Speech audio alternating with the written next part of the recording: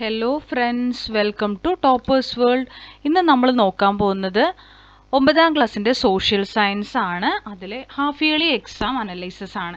നിങ്ങൾ 15/12/2025, അതായത് നിങ്ങളുടെ ഫസ്റ്റ് എക്സാം 15-ാം തീയതി നിങ്ങൾ എഴുതിയ സോഷ്യൽ സയൻസ് ക്വസ്റ്റ്യൻ പേപ്പറിൻ്റെ അനലൈസിസ് ആണ്. ക്വസ്റ്റ്യൻ പേപ്പർ വിശകലനമാണ് നമ്മളിന്ന് നോക്കാൻ പോകുന്നത്. അപ്പോൾ ഇത് ക്വസ്റ്റ്യൻസ് മാത്രം ഉൾപ്പെടുത്തിയിരിക്കുന്ന ക്ലാസ്സാണ്. ഇതിൻ്റെ ആൻസർ കീ നിങ്ങൾക്ക് ആവശ്യമുണ്ടെങ്കിൽ ഈ ക്ലാസ് കഴിഞ്ഞതിന് ശേഷം ഒന്ന് ലൈക്ക് ചെയ്ത് നിങ്ങൾ കമൻറ്റ് ബോക്സിൽ ആൻസർ കീ ഒന്ന് കമൻറ്റ് ചെയ്യുക കേട്ടോ.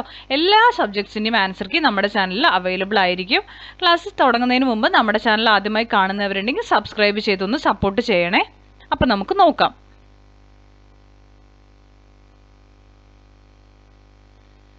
അപ്പോൾ ആദ്യം തന്നെ നമുക്ക് വരുന്നത് 1 to 8 ക്വസ്റ്റ്യൻസ് തന്നിട്ടുണ്ട്. ഓരോ ക്വസ്റ്റ്യനും ഓരോ മാർക്ക് വീതമാണ്. First question, who was the exponent of the Samkhya, one of the 6 systems of philosophy existed during the Gupta period. അപ്പോൾ ഗുപ്ത പീരീഡിലെ സാംഖ്യ എന്ന് പറയുന്നതിലെ എക്സ്പോണന്റ് ഓഫ് സാംഖ്യ സിസ്റ്റം ആരാണെന്നാണ് ചോദ്യം. Philosophy 6 system of philosophy exist ചെയ്തിട്ടുണ്ടായിരുന്നു ഗുപ്ത പീരീഡിൽ. ഓക്കെ, അപ്പോൾ ആ എക്സ്പോണന്റ് ആരാണ് Samkhya system? Option A Patanjali, option B Kanada, option C Kapila, option D Gautama. Okay, രണ്ടാമത്തെ ചോദ്യം, choose the correct statements related to the features of Western Ghats from those given below. Western ഗട്ട്സിനെ കുറിച്ച് 4 പോയിന്റുകൾ തന്നിട്ടുണ്ട്. അതിൽ കറക്റ്റായത് എടുത്ത് എഴുതുക. അതിൽ 2 കറക്റ്റായതുണ്ട്. അപ്പോൾ അതിൽ ഏതാണെന്നാണ് ചോദ്യം. വെസ്റ്റേൺ പശ്ചിമഘട്ട മലനിരകൾ എവിടെ നിന്ന് എവിടേക്കാണെന്നുള്ളതാണ് അവർ ചോദിച്ചിരിക്കുന്നത് കേട്ടോ. അപ്പോൾ അതിൻ്റെ ആൻസർ നിങ്ങൾ എഴുതിയിട്ടുണ്ടാവുമെന്ന് വിചാരിക്കുന്നു. അടുത്തത് മൂന്നാമത്തെ choose the correct answer question ആണ്. Find out the statement that is not related to the Election Commission of India. Election Commissionuമായി ബന്ധമില്ലാത്തത് ഏതെന്നാണ് കേട്ടോ ചോദ്യം. നോട്ട് റിലേറ്റഡ് ടു ആണ്. It came into existence based on the article 324 ആണോ? The tenure of office of the members is 5 years. Gives recognition to political parties and allowed symbols. The activities of Election Commission is different states and union territories are coordinated by chief electoral officers. ഏതാണ് അല്ലാത്തത് എന്നാണ് ചോദ്യം. നാലാമത്തെ ചോദ്യം, which among the following is a challenging factor for human capital formation. Human capital ഫോർമേഷന് challenging ആയിട്ടുള്ളത് ഇതിൽ ഏതാണെന്നാണ് ചോദ്യം. Education, health, job training, unemployment.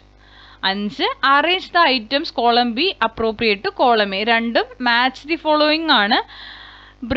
ബൃഹത് സംഹിത, അമരകോശം, പിന്നെ കുമാരസംഭവ, ത്രികണ്ഠി. ഓക്കെ, ഇവിടെ ഭർതൃഹരി, വരാഹമിഹിര, അമരസിംഹ, കാളിദാസ, ആര്യഭട്ട. ഇത് ഏതിലേക്കാണെന്നുള്ളത് മാത്രം നിങ്ങൾ എന്ത് ചെയ്താൽ മതി? മാച്ച് ചെയ്താൽ മതിയാവും കേട്ടോ. നെക്സ്റ്റ് വരുന്നത് അസേർഷനും റീസണും തന്നിട്ടുണ്ട്. അതിൽ കറക്റ്റ് ആയത് ഏതാണെന്ന് ചൂസ് ചെയ്യാൻ തന്നെയാണ്. അസേർഷൻ എന്താ? Sand dunes are formed in the desert by the depositional process of wind. കാറ്റിന്റെ നിക്ഷേപ പ്രവർത്തനം മൂലമാണ് ഈ സാൻഡിൽ ഡ്യൂൺസ് ഉണ്ടാവുന്നത്. ഓക്കെ എന്നാണ് പറയുന്നത്, സാൻഡ് ഡ്യൂണുകൾ ഫോം ആവുന്നത്.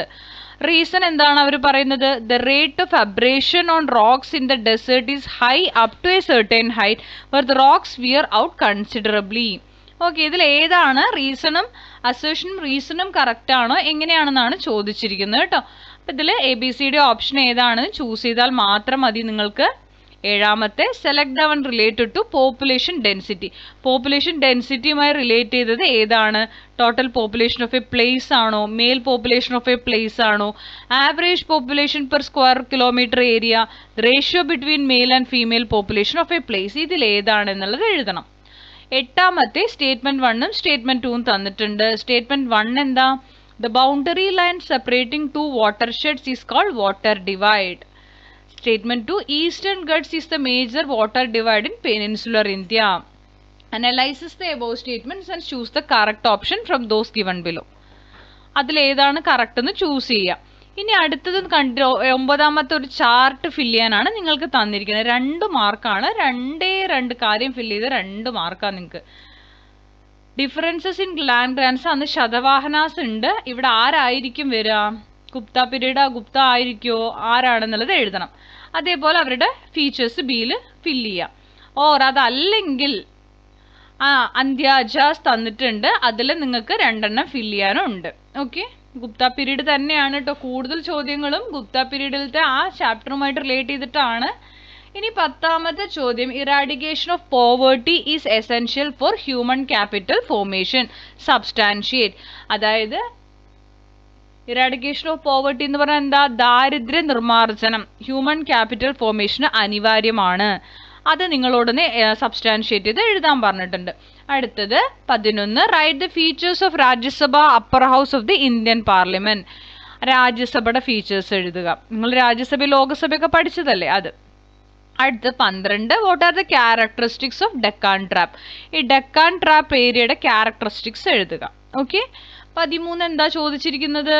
നമുക്ക് തന്നിട്ടുണ്ട് ഒരു കോൺസ്റ്റിറ്റ്യൂഷണൽ അമെൻമെന്റിനെ കുറിച്ചിട്ട് അല്ലേ. ദ 86 കോൺസ്റ്റിറ്റ്യൂഷണൽ അമെൻമെന്റ് made education a fundamental right അല്ലേ. പെക്യുലാരിറ്റീസ് എഴുതണം. ഈ ഒരു അമെൻമെന്റിന്റെ ഫീച്ചേഴ്സ് പെക്യുലാരിറ്റീസ് എന്താണെന്നുള്ളത് അല്ലേ. 14, protection of women against domestic violence act 2005 ensures equal justice and opportunities for women. അതായത് 2005 സ്ത്രീകളെ പ്രൊട്ടക്ട് ചെയ്യുക അല്ലെ. ഡൊമസ്റ്റിക് വയലൻസിനെതിരെ ഗാർഹിക പീഡന നിരോധന നിയമം എന്ന് പറയും. അപ്പൊ അതിനെ കുറിച്ചിട്ടാണ് ചോദിച്ചിരിക്കുന്നത്. അതിന് സബ്സ്റ്റാൻഷിയേറ്റ് ചെയ്യുക.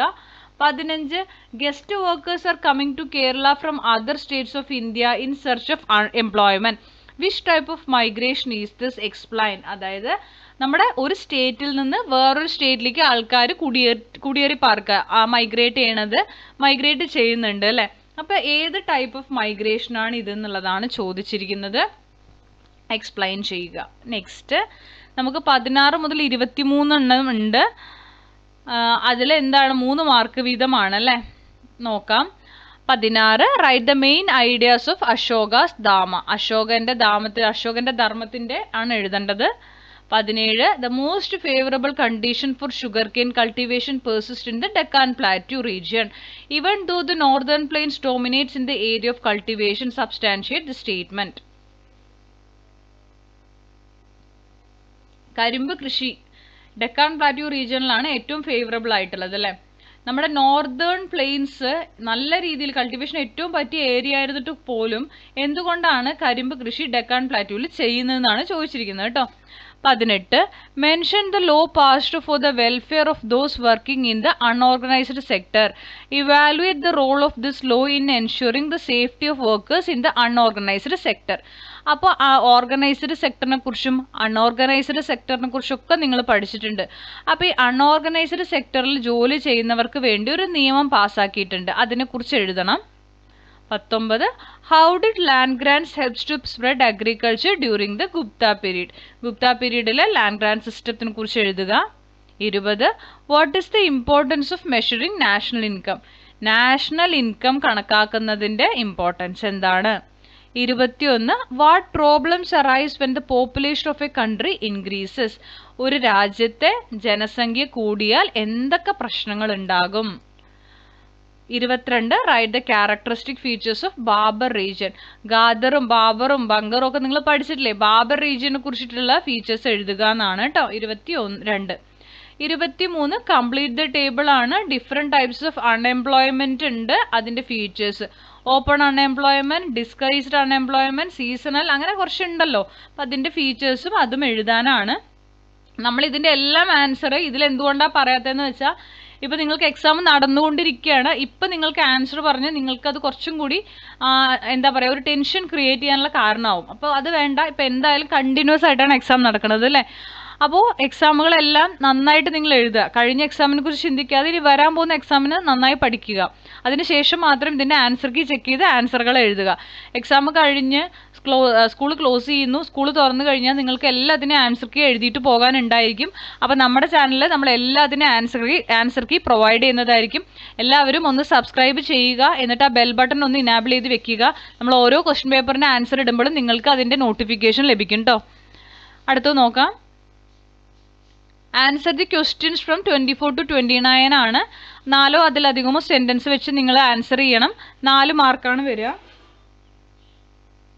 അപ്പോൾ ഇതിൽ നമുക്ക് 24, what are the factors that led humans to begin agriculture and domestication of animals during neolithic age. അപ്പോൾ നവീന ശിലായുഗം നിയോളജിക് ഏജിൽ മനുഷ്യൻ എന്ത് തുടങ്ങി? അഗ്രികൾച്ചർ, കൃഷി ചെയ്യാനും മൃഗങ്ങളെ ഇണക്കി വളർത്താനും തുടങ്ങി. എന്തൊക്കെയാണ് മനുഷ്യനെ അതിലേക്ക് നയിച്ച ഘടകങ്ങൾ? Okay, 25 differences in factors such as elevation, topography and climate create regional variation in the natural vegetation of the Himalayan ranges. അതായത് ഹിമാലയൻ മലനിരകളുടെ പ്രത്യേകതകളാണ് എഴുതേണ്ടത് കേട്ടോ. 26 എയും ബിയും ഉണ്ട്. 26 A, Kerala has higher life expectancy than other States in India. Analyse the statement. കേരളത്തിൽ ജീവിത അതായത് ഇപ്പോൾ ലൈഫ് എക്സ്പെക്ടൻസി ഉണ്ടല്ലോ, ആളുകൾ കുറച്ച് കൂടുതൽ കാലം ജീവിക്കുന്നത് കൂടുതലാണ്. എന്തുകൊണ്ടെന്നാണ് കേട്ടോ. B, what is demographic divide and mention the advantage. എന്താണ് ഡെമോഗ്രഫിക് ഡിവൈഡ്, അതിൻ്റെ അഡ്വാൻറ്റേജസ് എഴുതുക. 27 കണ്ടല്ലോ, ഒരു ഗ്രാഫ് തന്നിട്ടുണ്ട്. ആ ഗ്രാഫ് അനലൈസ് ചെയ്ത് 2 questions. What was GVA share of service sector in 1982 to 83? Compare the contribution of different sectors to GVA during the period of 2022 to 23.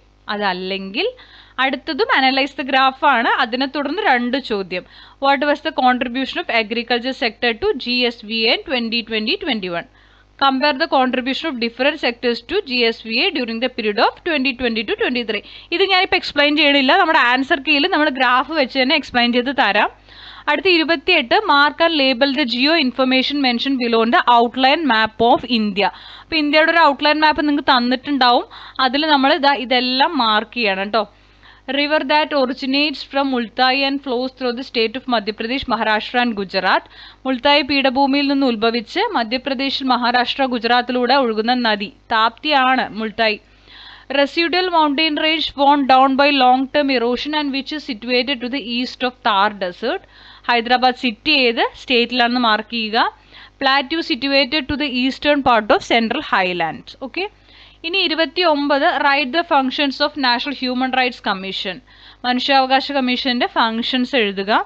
അല്ലെങ്കിൽ write ideas that can be included in a seminar presentation on the functions of national commission for women on the occasion of observance of national women's day. വനിതാ ദിനത്തിൽ ഒരു seminar അവതരിപ്പിക്കുകയാണ്. അപ്പോൾ എന്താണ് അതിൽ ഉൾപ്പെടുത്താൻ വേണ്ടിയിട്ട് നിങ്ങൾ എന്ത് ചെയ്യണം? സ്ത്രീ സംരക്ഷണത്തിന് വേണ്ടി ഒരു കമ്മീഷൻ ഉണ്ട്, അതിൻ്റെ ഫങ്ഷൻസ് ഒക്കെ ഉൾപ്പെടുത്തിയിട്ട് തയ്യാറാക്കണം കേട്ടോ.